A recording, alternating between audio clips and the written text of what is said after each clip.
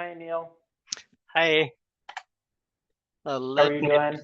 I'm doing good. Let me try my video. Looks like, yeah, now it is Perfect. fine. Great. We're just waiting on the hearing examiner to join us, and then we'll get Okay, started. Perfect. Thank you. And if you wouldn't mind just muting while we're on yeah, pause, it is yeah. also recording at this time. Oh, Thank you.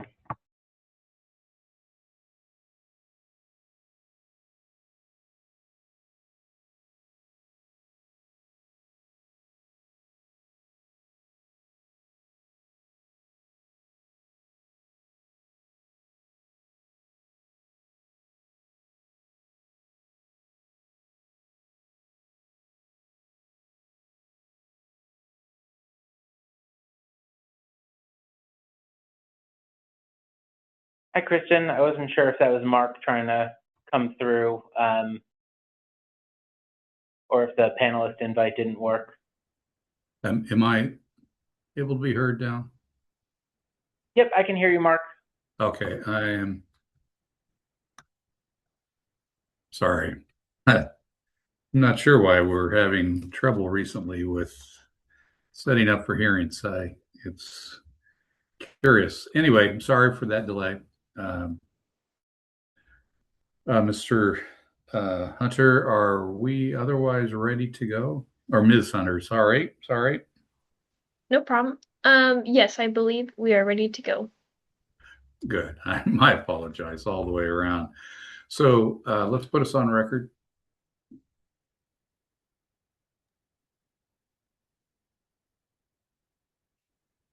We are recording. Okay, sorry.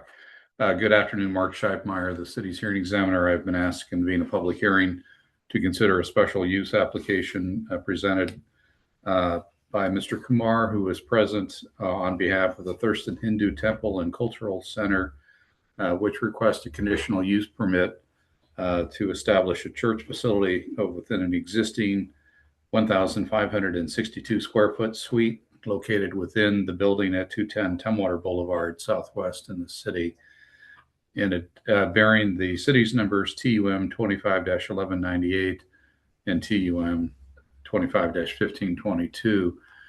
The purpose of today's hearing is threefold. As many of you already know, it's to hear from city staff, presumably Ms. Hunter, who is the author of the city staff report, then an opportunity for the applicant to add to or subtract from what the city has presented, followed then by an opportunity for the public to be heard. The materials I have received suggest that there has been no public comment to date, and it would appear that there is no public present for this hearing, but we'll better determine that as we go along.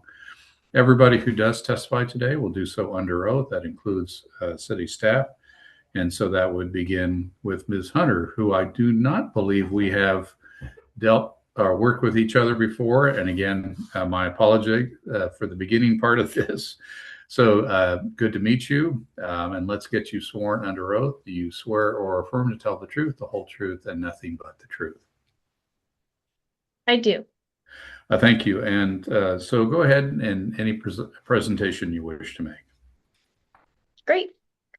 Good afternoon. My name is Sam Hunter, and I'm an associate planner with the City of Tumwater.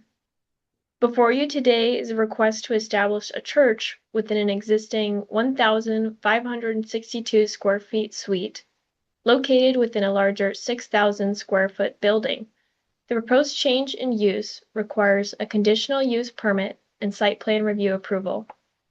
The subject property is located at 210 Tumwater Boulevard Southwest and is located in one of several existing buildings owned by the Port of Olympia, formerly utilized as state offices. The property is zoned Town Center Mixed Use, is 5.9 acres in size, relatively flat, and is adjacent to the Olympia Regional Airport and state offices. The site has been previously developed and updated and has existing landscaping, pedestrian access, parking, bike parking, and lighting. Surrounding properties. Senator May, I'm sorry to interrupt. I don't like to do that. You're working off of a script. Is that also in the form of a PowerPoint presentation or simply your script? It's just a script. I don't have it on a PowerPoint. Would you like me to slow down my speech or anything? No, no, no. You're fine. I thought if there was such a presentation, then I would pay a little less attention because I would have the presentation to follow as well. Without that, I'll just make a point of being careful in my listening. So go ahead. Sure. No problem.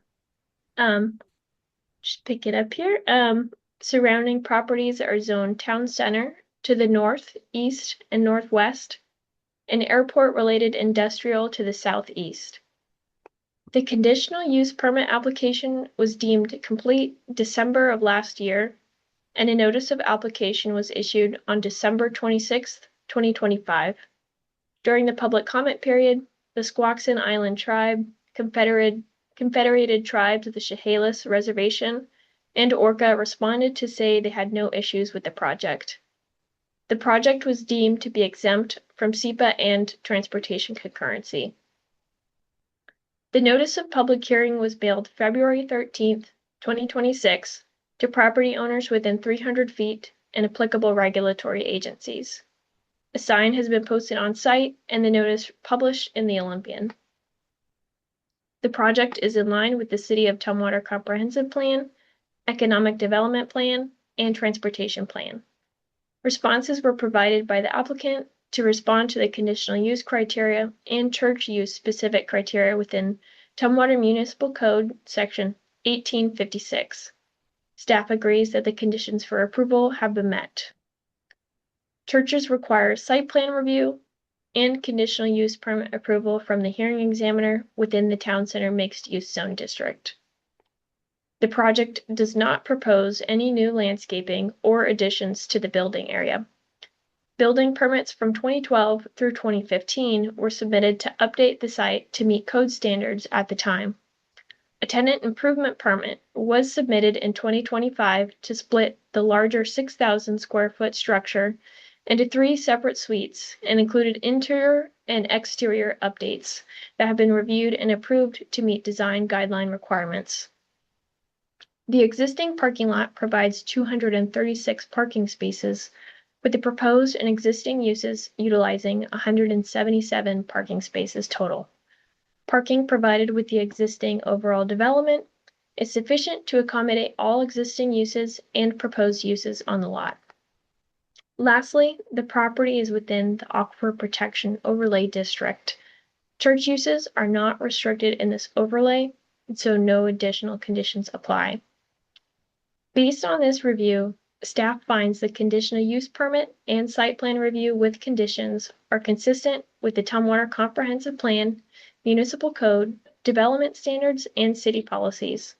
Staff recommends approval of the conditional use permit and site plan review with the attached conditions.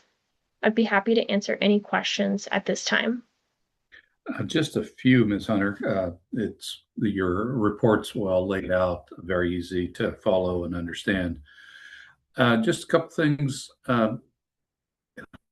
Historically, the reason why either churches or schools are required to have special use permits is primarily due to their unique parking and traffic issues, how they have surges of both, and sometimes on unusual days or days that are inconvenient with surrounding uses. And so it's often those issues that are the driver of the special use requirement. In this case, is there anything that you've noted about the application, the facility's intended hours of use, days of use, anything else that lead you to have concerns about its relationship with surrounding properties and the interaction of its parking and traffic? I do know that there were some discussions about limiting the occupancy in the building. Right. Is going to be limited to 49. I do believe that we discussed with the applicant who about to get an idea on hours of operation to make sure that it won't conflict too much with the other existing businesses. And sorry, I'm just poking through the application materials. I do believe that the applicant may have some additional information on how they will be operating when it comes to events and larger gatherings as well. Okay. All right.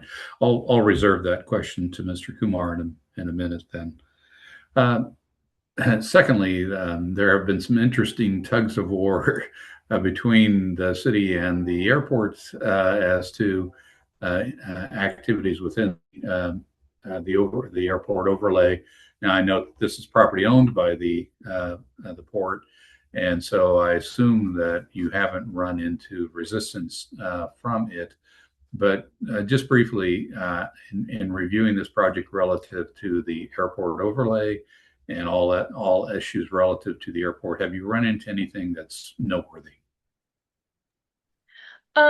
We have not. It's outside of our regulated airport overlay, since it's to the side of the airport rather than in the approach zones. And so our code doesn't have any additional requirements as far as like a maximum building occupancy or anything of that nature at this property. Okay, great. Thanks. Those are the only questions I have for city staff. We'll turn then to the applicant, Mr. Kumar. Mr. Kumar, let's have you first sworn. Do you swear or affirm to tell the truth, the whole truth, and nothing but the truth? Yeah. So you've heard. I do.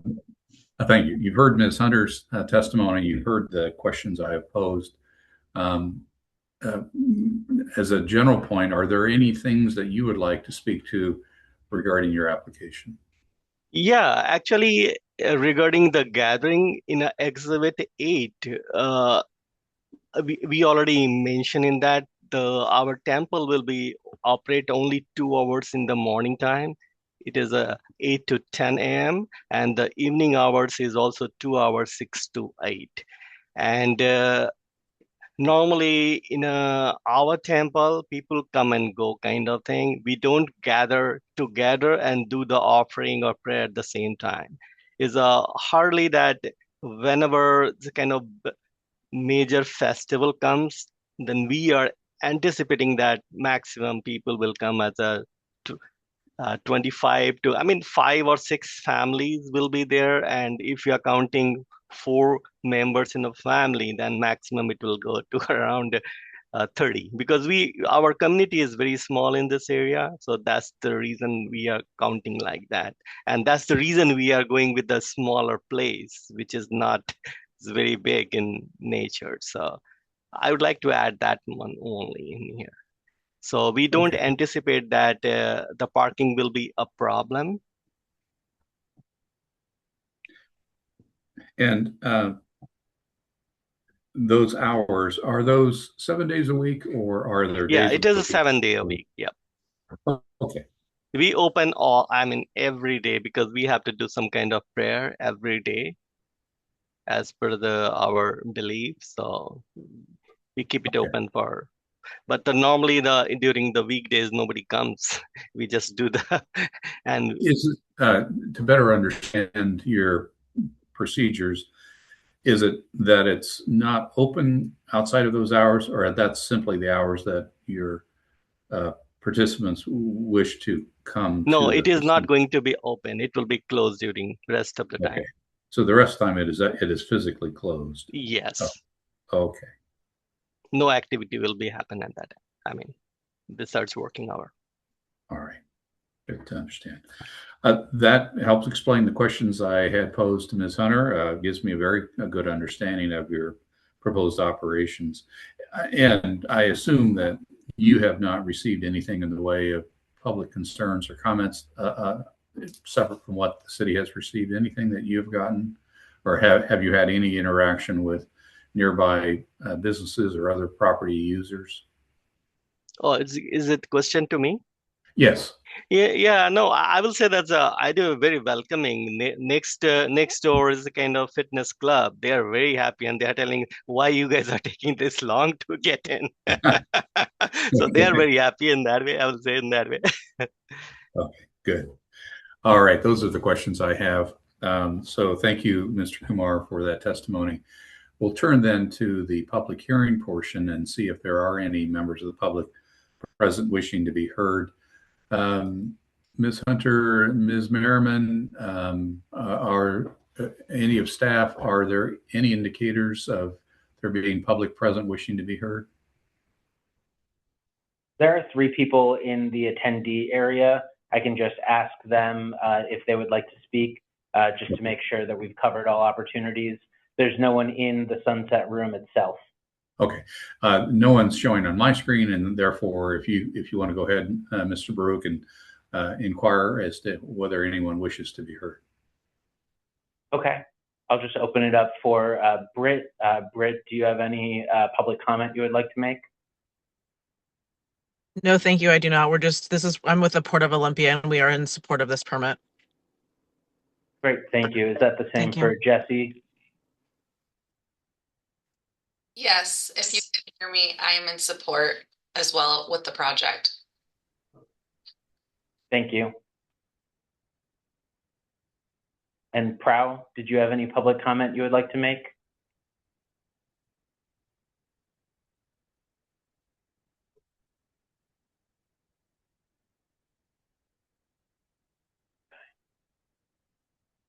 Mr. or Ms. Koo is muted. If they'll unmute, just confirm if they wish to be heard.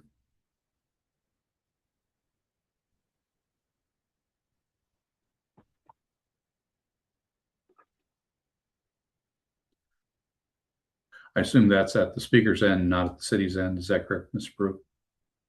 That's correct. Okay. They have Well, the ability to unmute. Got it. And having chose not to, I'll take that as a wish not to be heard. And that would conclude then all those who have been present, correct? That's correct. Okay. And because there has been no opposition expressed or anything controversial regarding Mr. Kumar's responses, I'll not expect any further response from city staff. And we'll instead go ahead and work toward a decision. I'm going to go ahead and approve the requested special use permit and site plan approval. It's very straightforward, very understandable. There has been no opposition to this. Makes a great deal of sense. And there's nothing worrisome about the application or its impacts to the surrounding zone or the properties within that zone. And therefore, I'm quite comfortable in granting the requested permit.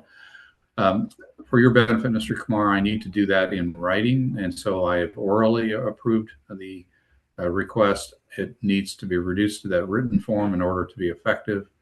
I will do so within the next few days. The thing that takes a little bit longer are the findings of fact, which then support the legal conclusions, which then are the basis for the decision. And so those findings just take a little bit of time to manufacture. I will attend to that as quickly as I can and hope to have that back to the city very soon, certainly by early next week. And once back, the city will then provide it to you. But keep in mind that you do need that written decision in order to proceed. Mr. Kumar, do you have any last questions about today's decision? No, I will just say thank you very much. Certainly. And I do want to thank city staff. This has been well approached, a very good report, Ms. Hunter, and good presentation. So quite easy to follow and understand. I want to thank everybody who has taken the trouble of attending today. And with that, we are adjourned. Thank you. Thanks, everyone. Thank you. Have a great night. Thank you.